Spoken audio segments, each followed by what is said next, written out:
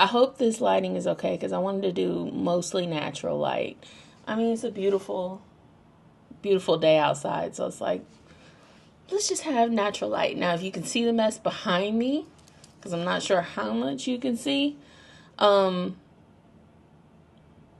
it's just a messy day. I haven't done chores yet. So these are the top 10 books that I read in 2024. And if you don't know me, I'm Reese. You probably don't know me, but I'm Reese. I decided to start vlogging and doing bookish related content and pretty much lifestyle related content, that I'm going full throttle with this. So I hope you stick around and we just have, a good time together. All right. So I've been an avid reader since I was 6, but last year was one of the best. I will say one of the best reading years of my life. I took a lot of recommendations from BookTok and BookTube, and ever since I discovered BookTok and BookTube, which I just discovered them last year.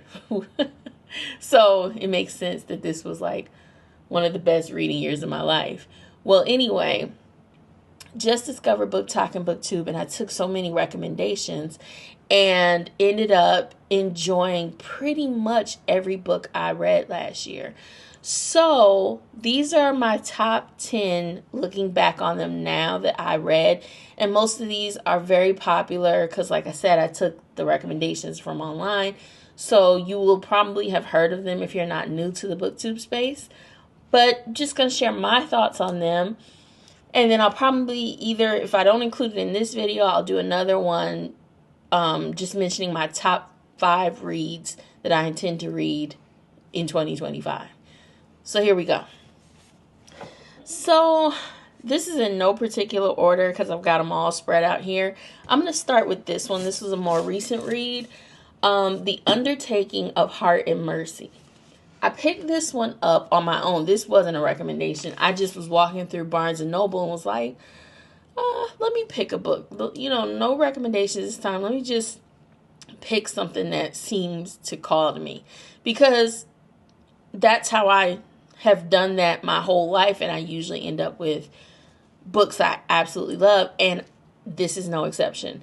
The Undertaking of Heart and Mercy, I was not expecting this book, like how it played out. I've never read anything like this. So this is a romantasy, romance fantasy blend. This is a romantasy with country vibes. Like it really does give you country vibes, like small town vibes. Heart is a marshal. Mercy is an undertaker. And they're enemies. They're just really a lot of, I would say, miscommunication. Or no, let me take that back. It's more they just, from the instant they met each other, it was just bad timing. And so ever since, they just haven't liked each other, which I think a lot of us can relate to. Like when sometimes you meet somebody and that first impression just really rubs you wrong and you just kind of write them off like this person's a jerk. And so that's kind of their dynamic, or that's their dynamic. But because of the nature of their jobs, they have to interact periodically. And in this, I don't want to say too much more because I want you to kind of go, if you decide to pick this up, go in blind the way I did, because then I feel like you'll have more of a good time. But you really are plopped down in the middle of this fantasy with no map. Like, you don't know the world. You don't know, like, how things work. It took me, I was almost done with the book. I would say 95% of the book before I realized they're mostly surrounded by water. Like, I did not get that part. And I don't know if it was said and I just missed it, but I did not get that they're mostly surrounded by water, which that's a free one for you. I'm giving you that because if you do read this and you don't catch the part where it's said anywhere, you might be confused by, like, the vehicles they drive or the animals they ride. Like, not horses. You have something called an I think they call it the equimare or equimaris. And anyway, once you realize that the place is mostly surrounded by water, you kind of get, oh, okay, that's why the vehicle is called an auto duck. Like, it's just weird. So anyway, you're not given much of a roadmap as far as how this world works. You just have to you pick it up as you read, but it makes it fun. It makes it a fun experience because you're like, okay, so all right, that's how that works. But the love story is also beautiful. The love story between Hart and Mercy as they learn each other and as they go through their own kind of trials and errors and growth and all that. It's beautiful. You've got zombies, you've got love letters, you've got a lot of everything in here, but it's such a fun time. So this was a good one. I absolutely loved it. Okay, the second book, like I said, these aren't in like a ranking order. This is just how I'm picking them up. I read this near the beginning of the year, and this is my first book of the sort. This is Empire the Vampire, and this is a grim, dark fantasy novel. I take that back. I was about to say I don't typically read grim, dark, but I think one of my favorite series, The Black Dagger Brotherhood, could be considered grimdark. But this is different. I don't know. This one was very grimdark in my opinion. But anyway, before I go into what the story is about, one of the things that made me like really enjoy reading this is the graphics. I mean, look at this illustration here, and they're all kind of throughout the book, but this story is about, what is his name again? Gabriel De Leon. This story is about Gabriel, and he is a half vampire hunter, and he belongs to this order of vampire hunters, and the story starts with him in captivity, much older, and he's being forced to tell, they're wanting one piece of information, but he's telling kind of his life story to what led up to that.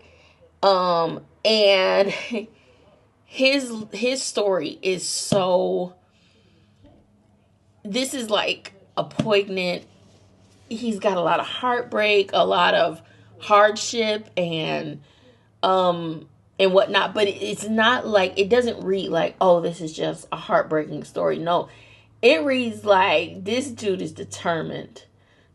So he joins this order, and what they do is hunt vampires. And it's really his story. And it is so, first off, it's humorous with the way he delivers his story. But it's also a very intricate tale, very interesting. But it is very grimdark. I had a good time reading it. Like, I was very invested in this. But I will say, I said this when I talked about it on TikTok, the religion in this book kind of mirrors Christianity in a lot of ways, or Catholicism.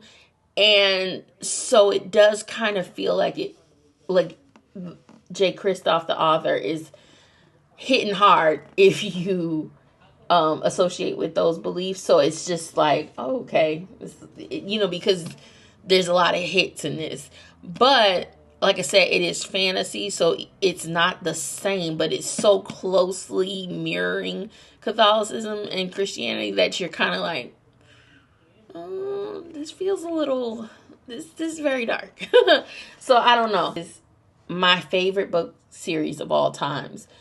I finally finished The Wheel of Time. And I don't have the physical copies because I had them years ago and had to get rid of my library. That's a long story. Well, anyway, I've listened to the audiobook to finish it. I've restarted that series twice. No, 3 times.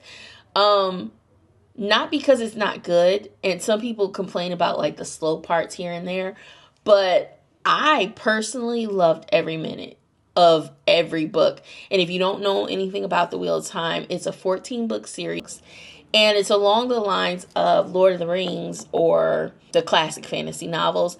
Wheel of Time is considered in that bunch. If you've watched the show that's on Amazon Prime, I'm sorry, I don't know what that is. But because I tried watching it and I wanted to like it, but I just really cannot. But the books are absolutely so good. You love the characters, you love the story. It is such a good. They're my favorite books of all time. Like, they just edged out Harry Potter. All right, next up, another popular one, Quicksilver by Callie Hart. I read this, I think, around October, and I wasn't sure. I was curious about it, but I had picked it up, put it down, and I was like, you know what, let me just go ahead and read it and see if I'm going to like it. And I actually am so glad I did go ahead and read this. This story is about Ceres, I believe, is the main female. There's nothing written on the back. Ceres, I believe, is the name of the main female character, and she lives in the slums of her world, getting by however she can to take care of her and her brother. And she gets taken to another world, to another realm, where she meets Kingfisher, the character here on the front. And they have kind of like this very tense relationship to start off with. Not like they're not like insta love or anything like that, but he tasks her with this like seemingly impossible task to help his world. And so through that, they learn things about themselves and each other and how to fight this fight, which is going to affect her as well. And so it's like the journey they go on trying to fix what's going on in their worlds. And it was so interesting. There's a little animal character in here that I really like. I don't know why I love this animal character so much, but I do. There's a whole thing with a labyrinth in it. I really enjoyed this. This was actually very good. And I like their dynamic. I like the way they kind of related to each other. So this was a fun read. This is like and it's not, despite the size, it's not like a long, drawn out story. It actually was a fun read, and it wasn't too long or anything like that. I enjoyed this one. Strange the Dreamer. Here on BookTube, some of my favorite BookTubers, I would see this on the shelves behind them. And I just liked the cover, and I was like, what is Strange the Dreamer? I like that name. I like that title. And so I was so curious about it, but I didn't know anything about the story. I just went and got it. Actually, no, I'm sorry. I just borrowed this on the library app, Libby, and read the first book and flew through. I mean, from the very first paragraph, I was pulled into this story. I often say it was like a tide just came in and like pulled my feet from under me, because I was pulled in immediately. This story follows Laszlo Strange. He's an orphan, later librarian, and he's obsessed with this lost city. And my drink is melting.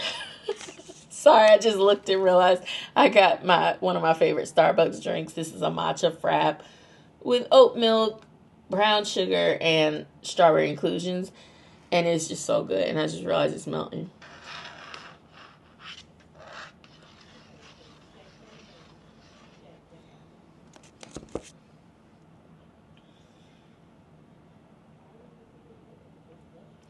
So cold. I always get extra ice double blended because I want it like ice cream.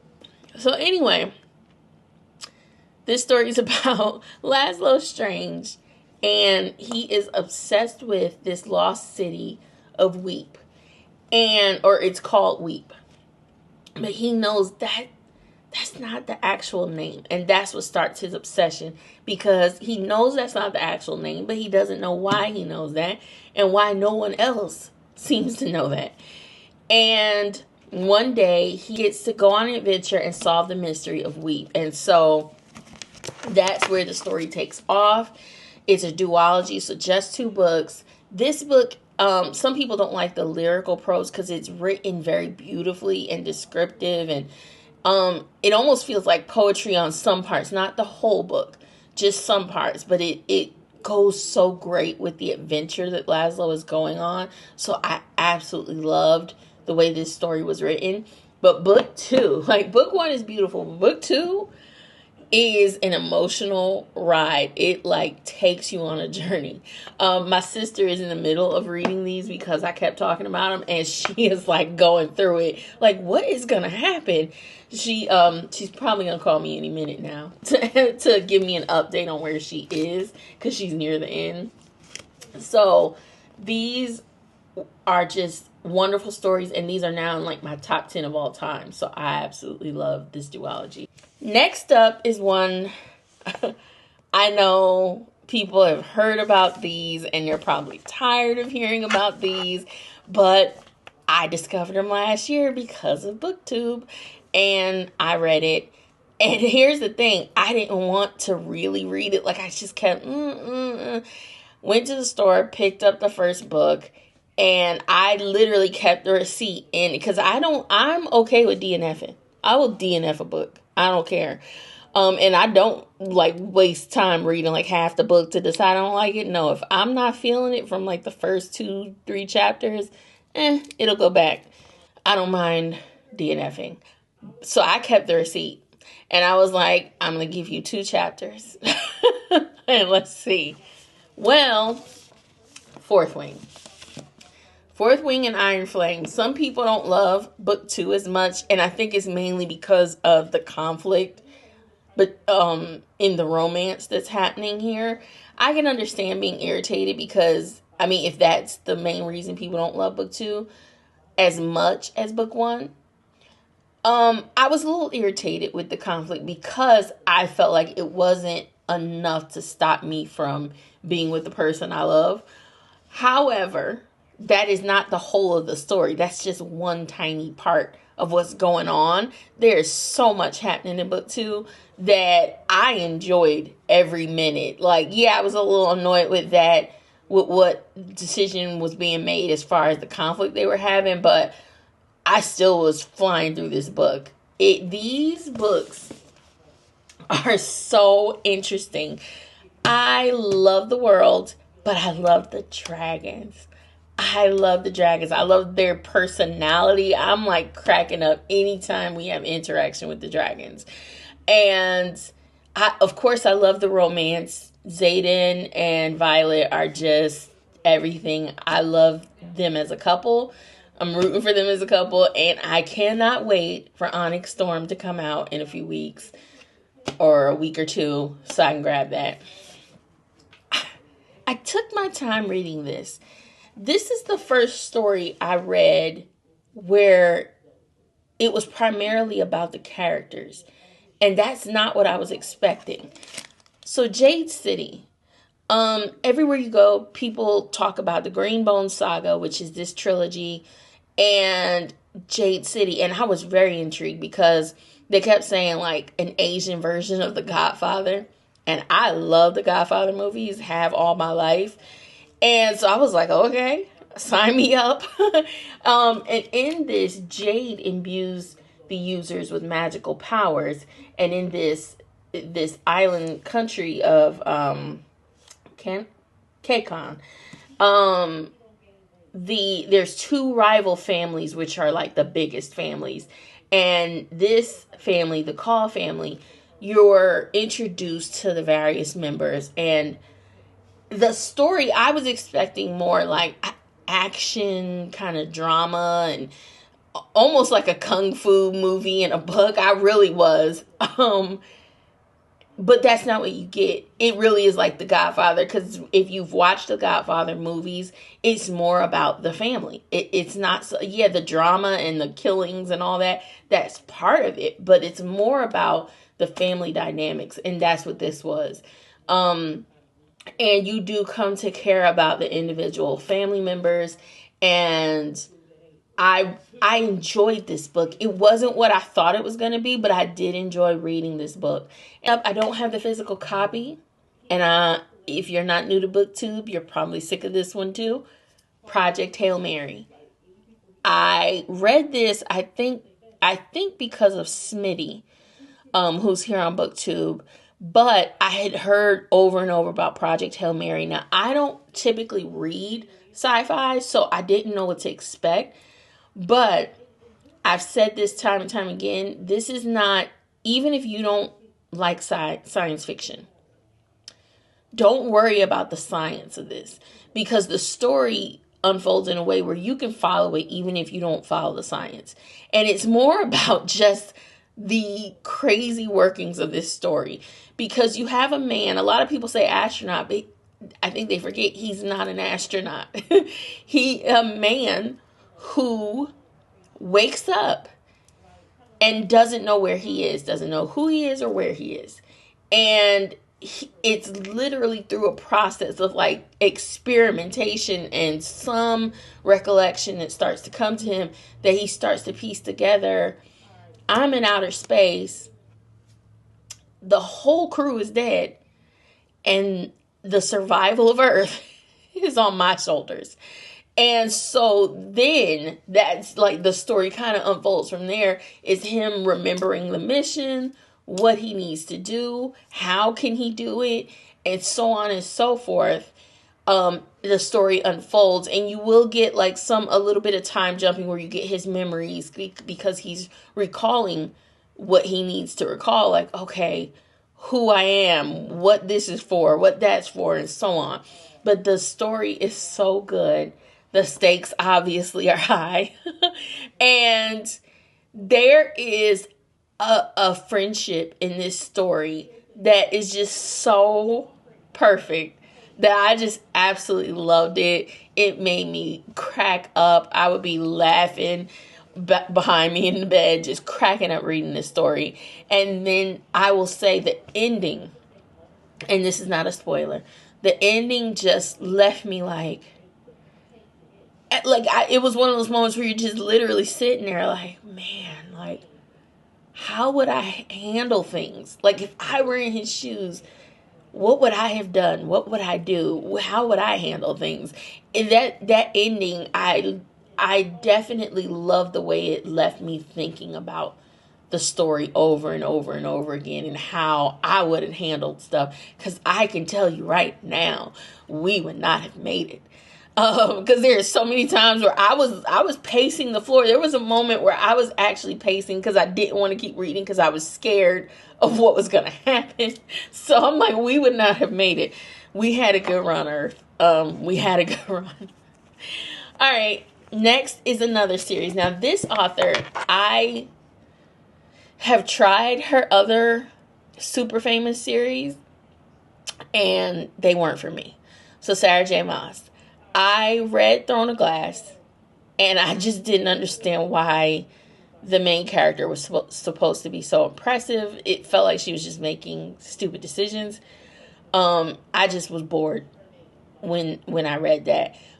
Court of Thorns and Roses, though, I just lost interest halfway through the book, but I am more curious about that story, so I'm thinking I might give it a third try for that series, and hopefully I will like it better. But I ended up reading Crescent City. Just these two. I haven't read House of Shadow and Flame, but I read these two and absolutely enjoyed them. I picked up the first book. Once again, I still had the receipt in it, and I was like, I'm gonna give you a couple chapters. And at first, I wasn't sure I liked the main female character, Bryce. I was like, I just can't relate to her at all. But ended up flying through it because from the back, so this isn't a spoiler, that there's a major tragedy that takes place. And I thought I had figured out what the tragedy was going to be and whatnot. So I was kind of reading it like, okay. And once the tragedy actually took place, then I was floored because it was not what I expected or how I expected it. And so everything from there, I was devouring it, because the way this book ended was fire. Absolute fire. You talking about a bad chick. Like, the way she handled the end of this book, it was everything. I have not read an ending this good in a really long time, where like it's action packed, it's like the stakes are super high, and the main female character is doing it. The ending of this book was perfect, in my opinion. Oh, did I even tell you what it's about? She's a party girl, kind of fly by the seat of her pants, doing what she wants, living her life. But then a tragedy strikes, and in order to get to the bottom of what actually happened the night that the tragedy struck, she ends up having to work with this fallen angel. Now, this isn't our world. This is a fantasy world. So, like, the term fallen angel applies to their world. And she ends up working with this fallen angel to determine what actually happened. Because there are things that are happening still that kind of seem similar and related. And so that's what this book is about. And then because of how this book ends, spurs the rest of the series. So anyway, loved them. The Will of the Many. So you will have heard a lot of people talk about this. But this is also a story where the stakes are high.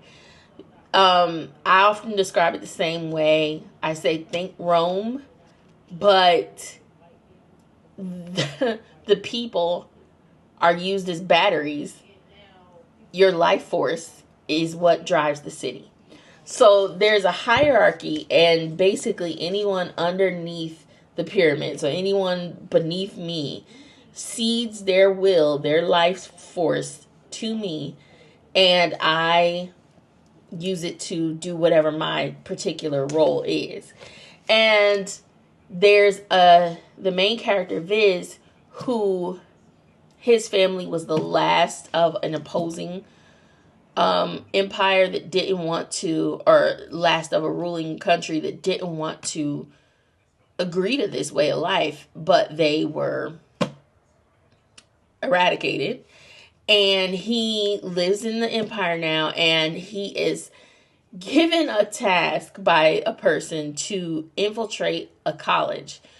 And it's just him trying to do that role and find out what he's supposed to find out, at the same time as not let anyone find out who he actually is. And the story is really, really good. The pacing is perfect. Viz's intensity is like real.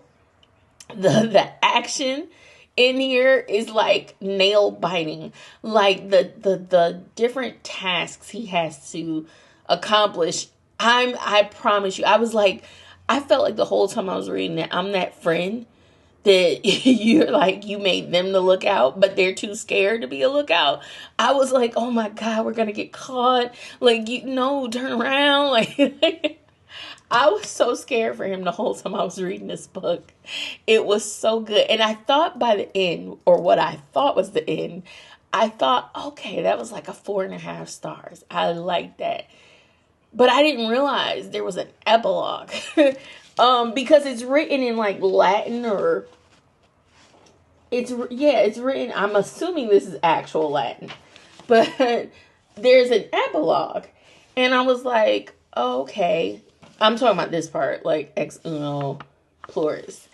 I was like, oh, there's an epilogue, and when I read that part, I was like 5 stars, because what? So this is one that. This is a very, very good read. Read this.